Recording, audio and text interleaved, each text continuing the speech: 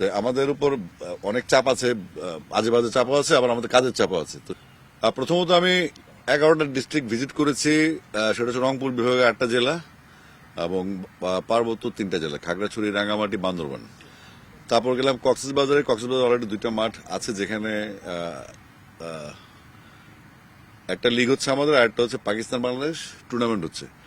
ওই 2টা মাঠের মাঝখানে আরেকটা মাঠ আছে যেটা এখন পরিত্যক্ত অবস্থায় আছে, আবর্জনার মতো। তো সেটা পরিষ্কার করলে কক্সবাজারের যে জেলা ক্রিকেটাররা, তাদের যে 9টা উপজেলা আছে, সেই জেলা ক্রিকেটারদের খেলার কোনো মাঠ নেই সেখানে, যেহেতু টুর্নামেন্টগুলো লেগে থাকে কক্সবাজারে। তো ওই মাঠটা হয়ে গেলে তখন এটা আমরা খুব দ্রুততম সময় আমরা বলেছি গ্রাউন্ডসকে, এটা হয়তো মাসখানেকের মধ্যে প্রস্তুত হয়ে যাবে, তখন আবার জেলা ক্রিকেটটা শুরু করা যাবে সেখানে। আর ওই সাইডে পঞ্চগড়, কুড়িগ্রাম, রাঙ্গামাটি, আর পঞ্চগড়, কুড়িগ্রাম, গাইবান্ধা, এদের মাঠের অবস্থা খুব খারাপ। পার্বত্য চট্টগ্রামের 3টা এলাকা, রাঙ্গামাটির মাঠটা একটু ভালো, খাগড়াছড়িতে কোনো মাঠই নেই। সেখানে ওই শান্তি চুক্তির সময় একটা স্টেডিয়াম করেছিল, সেই স্টেডিয়ামটা পরিত্যক্ত ঘোষণা করা হয়েছে এবং ওখানে মাঠে মাটি ফেলা হয়েছে এখন। তো এই গ্যালারিটা ভাঙা হচ্ছে না, আবার ওটা বসার জন্য ওটার কোনো টেম্পারও নেই। তো আর আছে বান্দরবানের মাটি হয়ে বান্দরবান স্টেডিয়াম থেকে মাটি নিয়ে গেছিল। তো পরবর্তীতে আমরা বিসিবি থেকে ওদের জন্য একটা অনুদান পাঠানো হয়েছে, যারা তারা টার্ফ তৈরি করতে পারে, খেলাটা শুরু করতে পারে এবং প্র্যাকটিস ফ্যাসিলিটি যেন সৃষ্টি হয়। তো উত্তরবঙ্গে আমরা যেগুলো করছি, আমি ওখান থেকে এসে রিপোর্ট করলাম বিসিবিকে যে আমাদের লিগ শুরু করা পাশাপাশি, আপনারা জানেন পঞ্চগড় থেকে শরীফুল এবং কৃষ্ণা 2জন ন্যাশনাল টিমের 2টা প্লেয়ার আছে, কিন্তু পঞ্চগড়ের মাঠ নাই, সেখানে খেলার কোনো ফ্যাসিলিটিস নেই। সেম কুড়িগ্রাম থেকে প্লেয়ার আসে, গাইবান্ধা থেকে প্লেয়ার আসে, লালমনিরহাট থেকে প্লেয়ার আসে, বিভিন্ন লেভেলে তারা খেলে। তো এক্ষেত্রে আমরা যে জেলা কোচ আছে, আপনারা নিশ্চয়ই জানেন, আগে জেলা কোচরা উপজেলাগুলো দেখতো, তাদের যেই বেতন এবং তাদের যে গ্রাউন্ডসের যে বেতনগুলো ছিল সেগুলো ছিল অপ্রতুল এবং তাদের কাজের পরিধি ছিল অনেক হাই। তো সেক্ষেত্রে জেলা কোচদের টিএডিএতে স্যাংশন করা হয়েছে।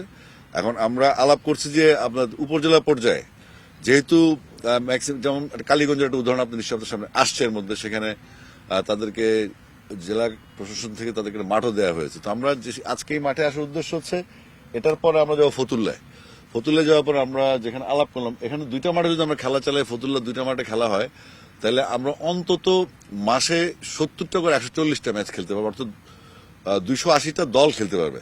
তো যেহেতু আমাদের সামনে অনেকগুলো টুর্নামেন্ট আছে, আমরা মাত্র 2 মাস হলো বিসিবিতে আমরা আসছি, তো আমাদের উপর অনেক চাপ আছে, আজে বাজে চাপও আছে, আবার আমাদের কাজের চাপও আছে। তো আরএফএল গিজার মানে চটজলদি পানি গরম, বিদ্যুৎ বিল 20% কম। আরএফএল গিজার, উষ্ণ পানির পরশ।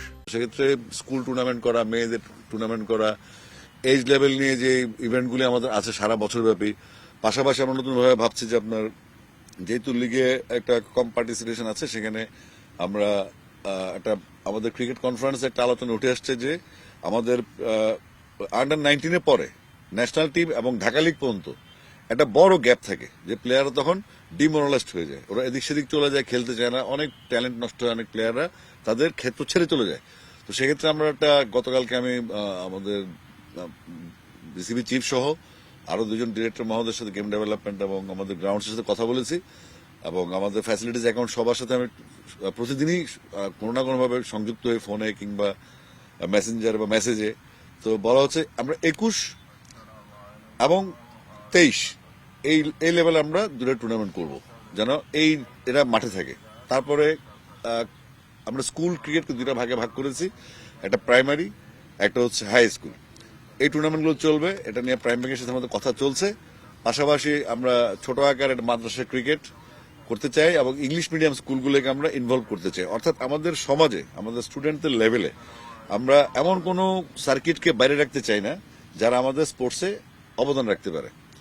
পরবর্তীতে আমরা শুরু করছি, যেমন আগে আমরা ইন্টার কলেজ খেলেছি একটা চিটাং ডিভিশন এক সময়, তো ইন্টার কলেজটা আমরা শুরু করব এবং ইন্টার ইউনিভার্সিটি আমরা শুরু করব। তো সেক্ষেত্রে আমরা তাদেরকে প্রজ্ঞাপনের মাধ্যমে বা আবেদনের মাধ্যমে তাদের অ্যাপ্লিকেশনে নিয়ে আমরা খুব দ্রুততম সময় টুর্নামেন্টগুলির স্ট্রাকচারটা তৈরি করে তাদেরকে আহ্বান করব এবং তারপর আমরা ডিসিশন নেব যে এই টুর্নামেন্টগুলো কিভাবে হবে।